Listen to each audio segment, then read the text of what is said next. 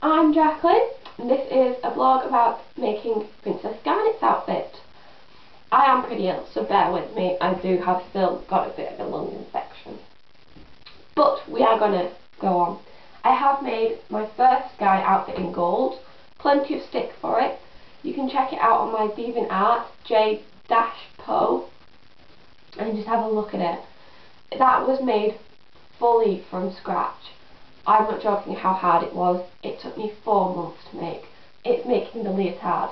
It was out of one-way stretch Lycra, which was a stupid idea. One-way stretch, I had to figure out whether I wanted it to stretch that way or that way, so I chose that way, so it meant it was pretty hard to get on because you're trying to pull it up and it's not stretching that way. If you want to do that, it basically is 2 halves of your body. I made a cotton template, putting sleeve holes in and just making it the right length and then sewing it down the middle. The only thing is, around the crotch area your thread may rip. It is pretty hard to do. The other problem with one-way stretch as well, I had to make it slightly different from this. I had to make it with a t-shirt because there is no way you could put this non-stretchy cotton on the one-way Lycra and get it on. So if you're wanting to make it from scratch, the best way is to make the whole Lycra outfit and then make a top over. It's basically the same. The bust we make the same as the other one, and it's just a top. So yeah, just a simple top pattern, and the sleeves are made the same. So you just put that on first, and then you pull your Lycra on, and then you press stud it. What I did was I put press studs in the right places so the top wouldn't move. Still moved though, it wasn't that good. Right, this bit. It is really pretty simple. I bought this from down the road. I can give you the eBay shop if you really desire this colour. They do other colours as well and other styles if you're making another cosplay. It was well, I think it was about £20. Right, so it came across and it was straight across there. First thing I needed to do was make this bit. Easy said then done. Well, the first bit is easy. Go on your computer, print off an oval shape with 2 straight lines up, pin it to it, and then cut. Make sure you cut smaller than your actual image you want, because you're going to hem the orange material, so you'll lose a bit of width that way.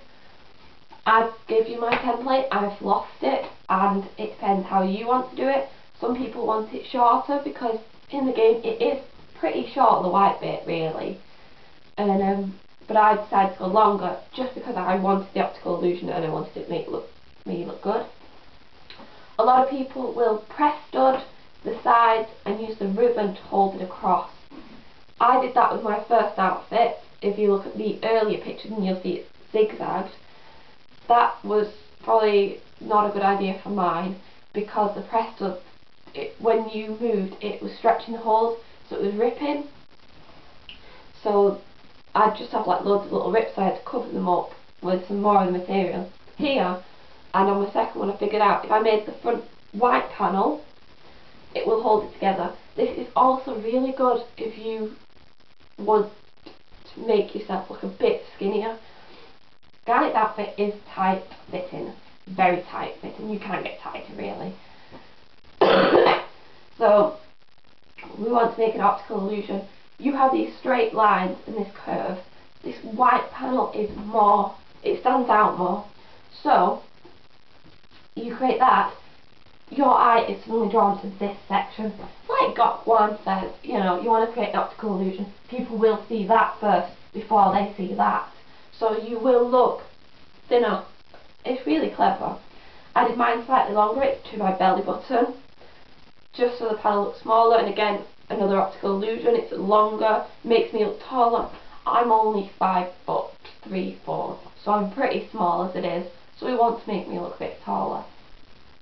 Okay, so you've made your white pattern, you've cut that out. You use your template again to make this, just make it a bit wider, you can always trim it afterwards. And then it's tacking it. Tacking is really hard to do with this material. I suggest to get someone to help you out. You just basically tack your pattern and then sew it on. I had to unpick mine so many times because I wasn't happy with the straight line. Even now I'm not too happy, it's still puckering here, but we'll leave it as that because I still like it. This bit, simple, it is just a stretch of material across. Make sure it's under your bust, over your bust, because you need to hem it. The top bit is simple as you're making a casing, which is just basically you're hemming the material, but your hem is longer, and then you're sliding the elastic through. Pin the elastic on one side, thread it through, pull the material across. There you go, you've got the top bit. Simple. The bottom bit, you want it to puff all the way down. Long stitch. Simple. Put your sewing machine to 4 and it will create a really long stitch. Then you just push the material across the thread on either side and you move it to how you want it. Simple. It really is. And then you tack it, you make sure, like you can see, you can only just, well you probably can't see, but there's just a faint line under where you can see my running stitch. Cover it up with the other one so make sure you bring it further down. Tack it, sew. That is it. Really is simple. The only thing left to do is to add my orange, which apparently there's 5 stretches across. I'm not going to press stud it, even though I know on the game it's press studded. This material is going to rip. I can see it happening and I don't want to pay another 20 quid and go through making that again.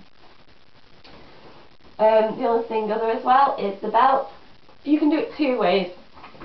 This way I am going to put a thick elastic material across the bottom, put a buckle on it.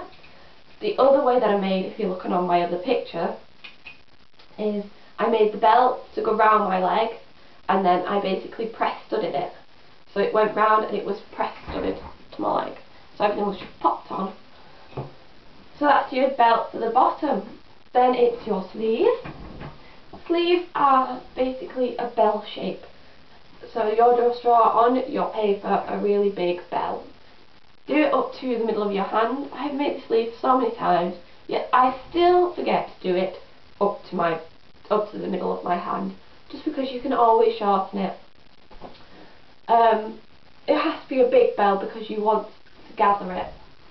So the first thing you do across the top is a long running stitch, simple, number 4 on your sewing machine. Pulling it again, then it's putting it to the actual item, but you don't do that just yet. So you've got a running stitch and it's all puckered at the top. Then it's this bit, because you just measure where you want from your shoulder to where you want it to pucker on your arm. Mine comes up to about there. Then you buy single fold bias tape. That is like a stiffener. It holds in place. It's a thin strip like that of, well yeah, I'd say it's like stiffener. And then you just put it on your belt where you want it, and then you just sew each side so it's making its own case. And then you just run the elastic through and then pull it across. So it is similar to making that one, but with that one the casing is just the actual cotton material, whereas this one it's single fold bias tape. Okay, the wrist, you can make it 2 ways. It is gathered on her image. If you've made this sleeve too short, which I've probably done this time, what you do, you can make a cuff. It is just a long bit of material folded over, simple. The gathering is just a long stitch, and then you add press studs. There you go, bring closer. So yeah, you've gathered, you've covered it up like that. Yes, I know it's very scruffy. And then you've made a cuff, and then you've press stud it, and then that goes on. Or you can be the clever person and you've made it slightly longer. So what you can do is make a casing like you did on the front with the white material. Make a casing, thread elastic through, you can get it on and off. Simple. Then you tack it to your material, sew it round, sleeve is done. You can't get better than that. The back bit, I've studied it. It goes straight across. My other one goes across the top because I wasn't that good at making tops. So this one I'm just getting some stretchy material, basically an old stretchy top. You can buy a cheap one or you just buy the stretchy material. Or you can use cotton because you've got two-way stretch and you will be able to get it over you. Just a small layer. If you did a thick layer then it will be harder to get on, and I probably don't think you'll be able to get it on. Because it's quite low this back, we can get away with it. I've seen it either going straight across or having a slight dip. Not decided. If I did it straight across, it's just simple straight across material. If I have a dip in it, I'll probably just thread some material and pull it down and then tack it. And then just put your ribbon in across and make your bow. And that's that bit. The pendant, I have seen some amazing pendants out there. Proper shape, proper design, everything. They cost a lot of money. I was in the masquerade last May and I wanted a pendant. I wanted a really different pendant. This is my pendant. It's huge, I know, but it does that.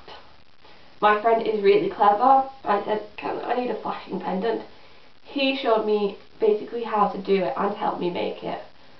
The bottle is perfume bottle. Simple. Shove an LED flashing light in with a battery pack on the back. Put some strong, this is pretty heavy. I wouldn't know how much it weighs, but it's pretty heavy. And then you've got that, which flashes. You can change the flash, you can have any other flash you want. It's up to you.